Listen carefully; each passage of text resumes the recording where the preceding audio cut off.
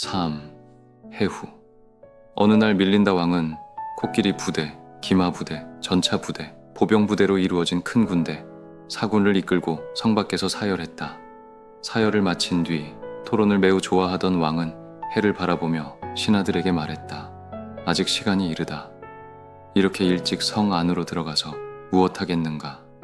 지혜로운 사람이든 수행자든 바라문이든 어떤 종교나 학파의 지도자든 좋다. 누구든 나와 토론하여 내 의문을 풀어줄 사람은 없겠는가? 이 말을 들은 500명의 요나카 사람들이 왕에게 말했다. 대왕이시여, 6명의 이름난 사상가가 있습니다. 프라나 카샤파, 마칼리 고살라, 니간다 나타푸타, 산자야, 벨라타푸타, 아지타, 케사캄발린, 파쿠다, 카차야나입니다. 그들은 잘 알려진 사상가들이고 많은 사람들에게 존경받는 스승들입니다. 그들에게 질문을 던져보시지요. 그래서 밀린다 왕은 500명의 수행원을 거느리고 화려한 수레를 타고 프라나 카샤파를 찾아갔다. 인사를 나눈 뒤 한쪽에 앉아 물었다. 존자여, 무엇이 이 세상을 움직이고 다스립니까? 프라나 카샤파가 대답했다. 대왕이여, 땅이 세상을 지배합니다. 그러자 왕이 다시 물었다. 그렇다면 땅이 세상을 지배한다면 가장 괴로운 지옥에 떨어진 존재들은 어떻게 그 땅을 벗어날 수 있습니까? 이 질문을 받은 프라나 카샤파는 아무 대답도 하지 못하고 고개를 숙인 채 침묵했다. 다음으로 밀린다 왕은 마칼리 고살라를 찾아가 물었다. 존자여, 착한 행동과 악한 행동이 있습니까? 그리고 그런 행동에 따른 결과도 있습니까? 마칼리 고살라가 말했다. 대왕이여, 착한 행동이라는 것도 없고 악한 행동이라는 것도 없습니다. 그에 따른 결과도 없습니다. 이 세상에서 높은 신분으로 태어난 사람은 저 세상에 가서도 그대로 높은 신분이고, 바라문은 바라문이며 평민은 평민이고 천한 신분의 사람도 그대로입니다. 그러니 선행과 악행 같은 것은 아무 의미가 없습니다. 그러자 왕이 되물었다. 그대 말대로라면 이 세상에서 손이 잘린 사람은 저 세상에서도 손이 잘린 채 있어야 하고 발이나 귀나 코를 잃은 사람도 그대로여야 하지 않겠소? 이 말을 듣고 마칼리 고살라는 말문이 막혀버렸다. 그때 밀린다 왕은 마음속으로 생각했다. 아, 온 인도에 속 시원하게 내 의문을 풀어줄 사람은 없는가? 수행자든 바라문이든 나와 제대로 토론할 사람조차 없구나. 그리고 다시 신하들에게 물었다. 이 밤은 참으로 아름답다. 오늘 밤 우리가 찾아가 질문하고 이야기하여 의문을 풀 수 있는 수행자나 바라문은 과연 누구인가? 하지만 신하들은 아무 말도 하지 못하고 왕의 얼굴만 바라보고 있었다. 그 당시 사갈라에는 학식 있는 수행자나 바라문 또는 덕망 있는 제가 신자가 많지 않았다. 왕은 배운 사람이 있다는 곳이면 어디든 찾아가 질문을 던졌지만 누구도 왕의 어려운 물음에 만족할 만한 답을 주지 못했다. 어떤 사람은 왕을 피해서 다른 곳으로 떠나버렸고 남아있는 사람들도 침묵할 뿐이었다. 많은 비구들은 히말라야로 들어가 버렸다.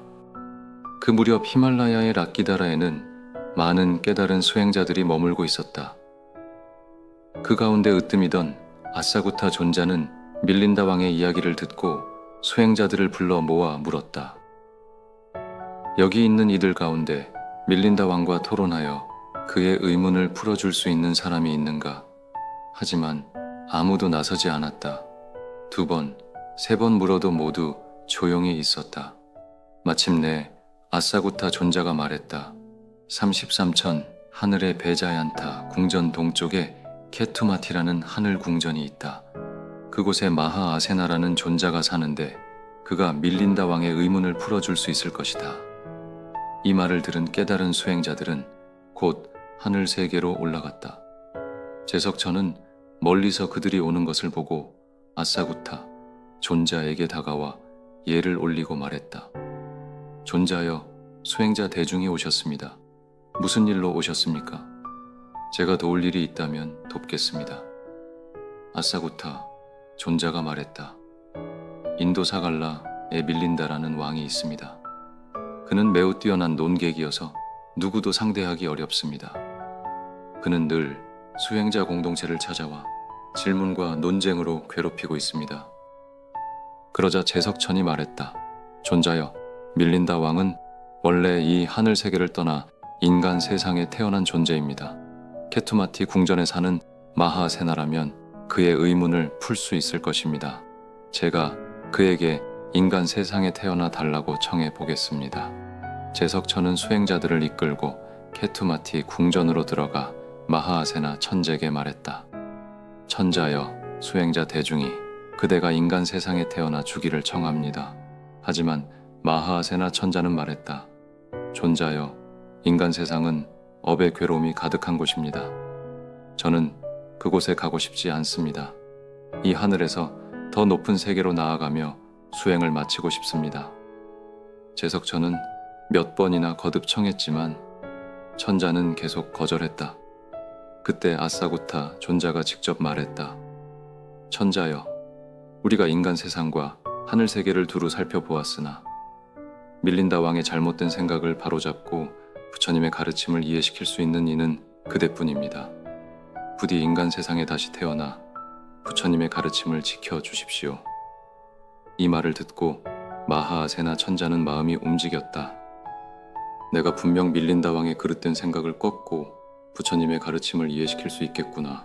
그는 기뻐하며 말했다. 좋습니다. 저는 인간 세상에 태어나겠습니다. 이렇게 해서 수행자들은 다시 히말라야로 돌아왔다. 그 뒤 아사구타 존자는 대중에게 물었다. 오늘 이 자리에 나오지 않은 이는 누구인가? 한 비구가 대답했다.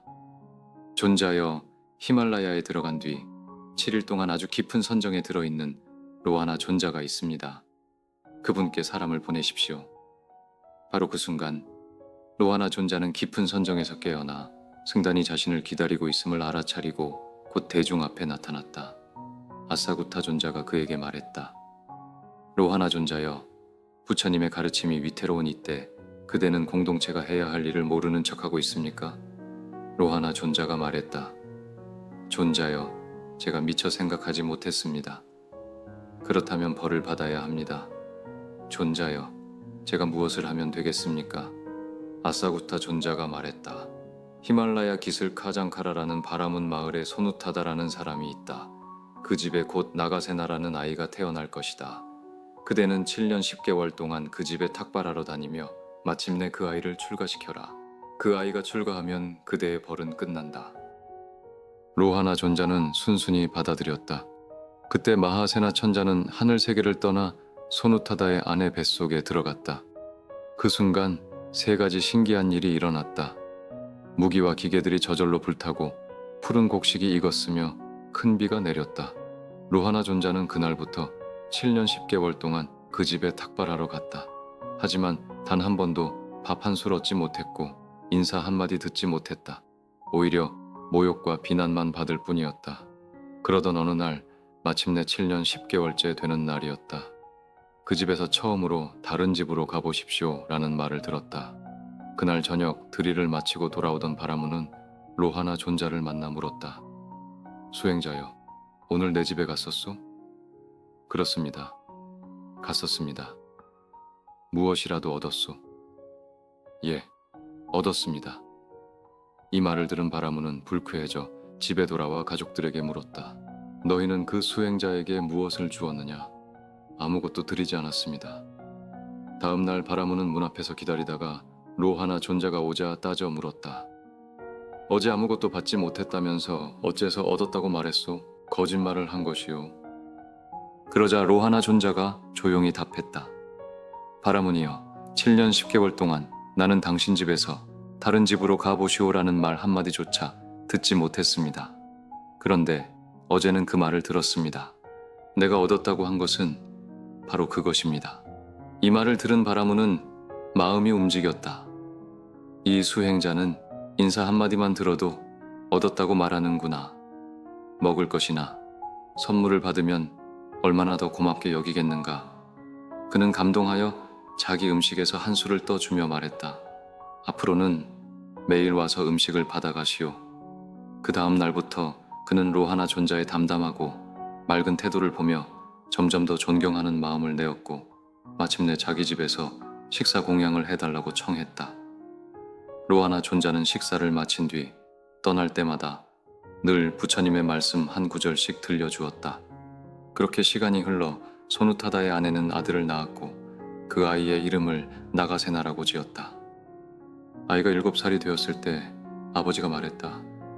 사랑하는 나가세나야, 우리 집안에 전해 내려오는 학문을 배우고 싶지 않느냐? 아이가 물었다. 아버지, 그것은 어떤 학문입니까? 3가지 베다이다. 그 밖의 것은 모두 부수적인 기술에 지나지 않는다. 그렇다면 아버지, 저도 그것을 배우겠습니다. 소누타다는 곧 바라문 선생을 큰 돈을 주고 초청해 아이를 가르치게 했다. 나가세나는 한 번 배우면 곧바로 외워버릴 만큼 총명했다. 3가지 베다를 모두 익히고 의식과 해석에도 능통했으며 어휘, 의례, 의문, 어원은 물론 다른 경전과 문법, 사상, 관상학까지 통달했다.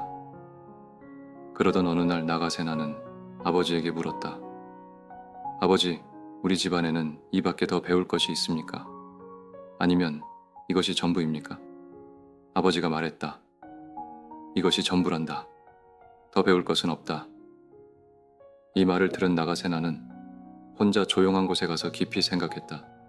그리고 자신이 배운 것들을 처음부터 끝까지 되짚어 본 뒤 그것들이 참된 가치를 주지 못한다는 것을 깨달았다. 그는 탄식했다. 이 배다라는 것도 결국은 텅 빈 것이다. 쓸모없는 껍질과 다를 바 없구나. 바로 그때 로하나 존자는 나가세나의 이런 생각을 마음으로 알아차렸다. 그는 곧 가사와 바루를 들고 바라문 마을로 갔다.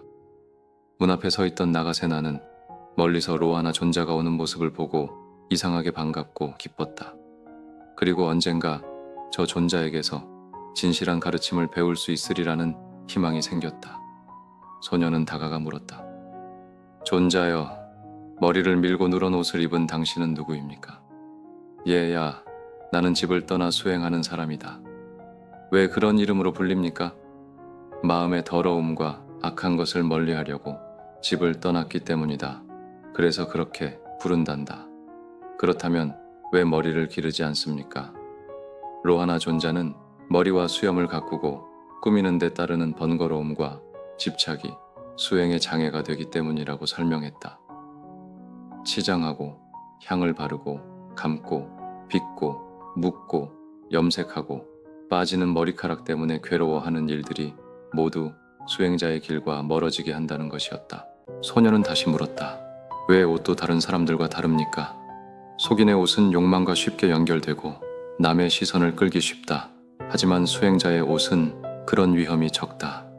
존자여, 당신은 모든 학문을 알고 계십니까? 그래, 나는 많은 학문을 알고 있다. 세상에서 가장 높은 가르침도 알고 있다. 그것을 저에게도 가르쳐 주시겠습니까?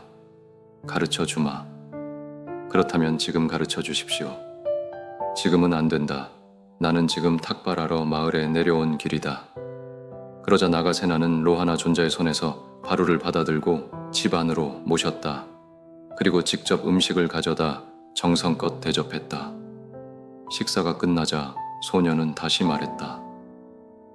존자여, 이제 저에게 그 가르침을 들려주십시오. 로하나 존자가 말했다. 네가 부모의 허락을 받아 출가하고 수행자의 옷을 입는다면 내가 가르쳐 주겠다. 그래서 나가세나는 부모에게 가서 말했다. 어머니, 아버지, 이 수행자는 세상에서 가장 뛰어난 가르침을 알고 있다고 합니다. 하지만 출가하지 않으면 가르쳐 줄 수 없다고 합니다. 저는 출가하여 그분께 배우고 싶습니다. 부모는 허락했다. 아이에게 큰 배움이 있기를 바랐고 언젠가 다시 집으로 돌아오기를 기대하기도 했다.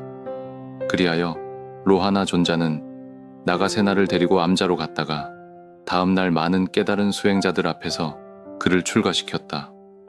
출가한 나가세나는 곧 로하나 존자에게 말했다.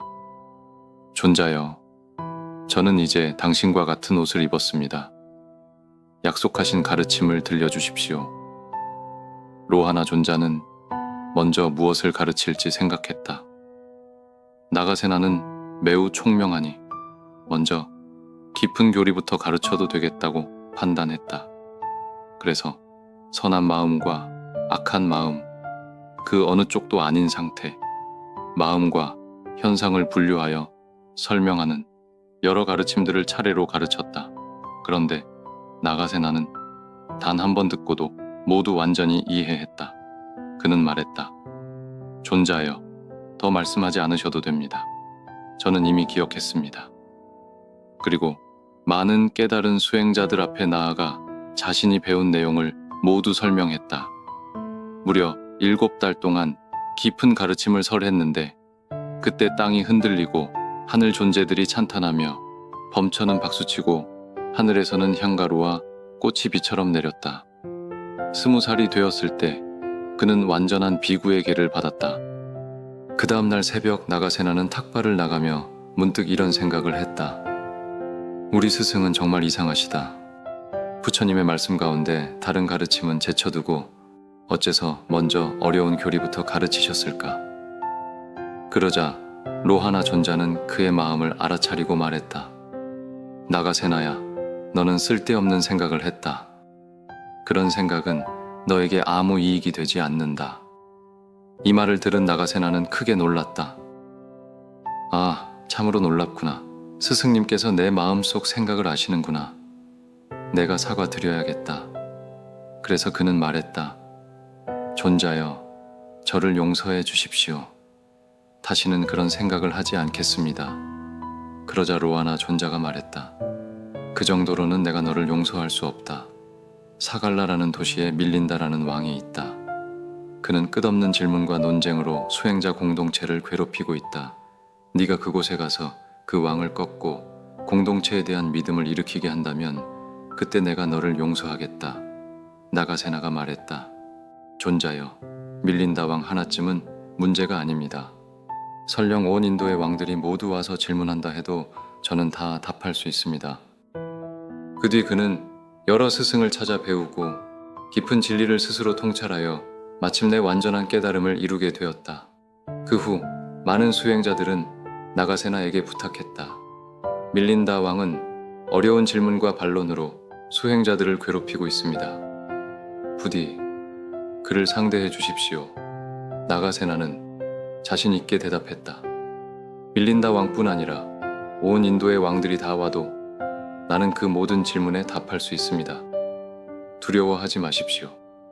그리하여 그는 사갈라로 향했다. 한편 밀린다 왕은 여전히 내 의문을 풀어줄 사람은 없는가 하고 찾고 있었다. 그때 신하 데바만티아가 말했다. 대왕이여, 잠시만 기다려 주십시오. 나가세나라는 장로가 있습니다. 그분은 박식하고 지혜롭고 말솜씨가 뛰어나며 부처님의 가르침을 밝히는데도 다른 그릇된 생각을 바로잡는데도 막힘이 없는 분입니다. 지금 상케이야 승방에 계십니다. 그분이라면 대왕의 의문을 풀어줄 수 있을 것입니다. 이 말을 듣자 밀린다 왕은 갑자기 마음이 흔들렸다.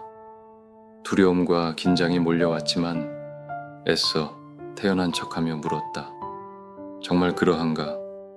데바만티아가 말했다. 대왕이여, 그분은 사람뿐 아니라 하늘 존재들과도 토론할 수 있는 분입니다. 하물며 사람과의 논쟁쯤이야 어렵겠습니까? 마침내 왕은 나가세나를 찾아가겠다는 전가를 보냈고 나가세나도 오라고 허락했다.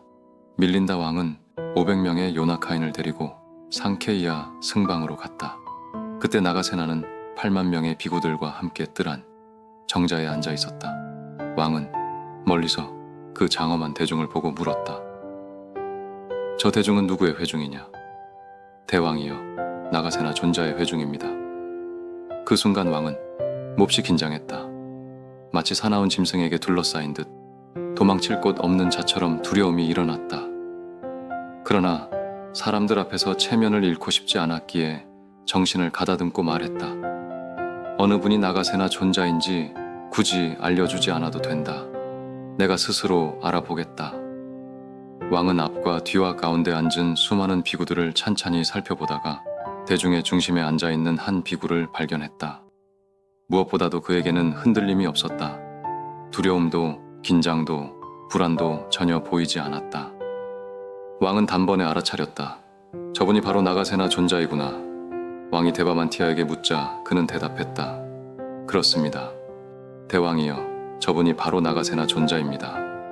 밀린다 왕은 남의 도움 없이도 스스로 나가세나를 알아본 것을 속으로 기뻐했지만 동시에 그를 보는 순간 깊은 두려움과 경외심에 사로잡혔다.